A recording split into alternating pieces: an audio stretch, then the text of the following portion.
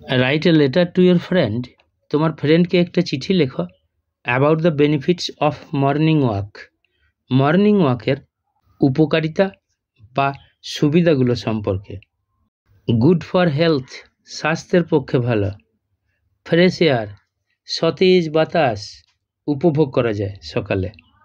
Keeps one active, কোনো জনকে সক্রিয় রাখে থ্রু আউট দ্য ডে, সারা দিন ধরে। আমি লেটারটা পড়ছি। প্রথমে চিঠিটা যে পাঠাচ্ছে তার সংক্ষিপ্ত ঠিকানা এবং তারিখ। To my friend Ratan, how are you, কেমন আছো তুমি? আই অ্যাম ফাইন নাও, আমি এখন ভালো আছি।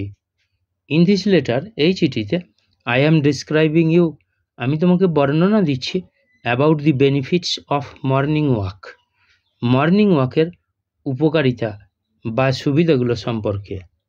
ইউ নো, তুমি তো জানো, দ্যাট হেলথ ইজ ওয়েলথ, যে স্বাস্থ্যই হয় সম্পদ। To maintain a good health, ভালো স্বাস্থ্য বজায় রাখতে, you must do morning walk, তুমি অবশ্যই মর্নিং ওয়াক করবে। It is the best exercise, এটা হচ্ছে সব থেকে ভালো ব্যায়াম। It will refresh your body and mind, এটা সতেজ করবে তোমার শরীরকে এবং মনকে। দি এয়ার ইজ পিওর, বাতাস থাকে বিশুদ্ধ। ডিউরিং দিস টাইম, এই সময়ের মধ্যে।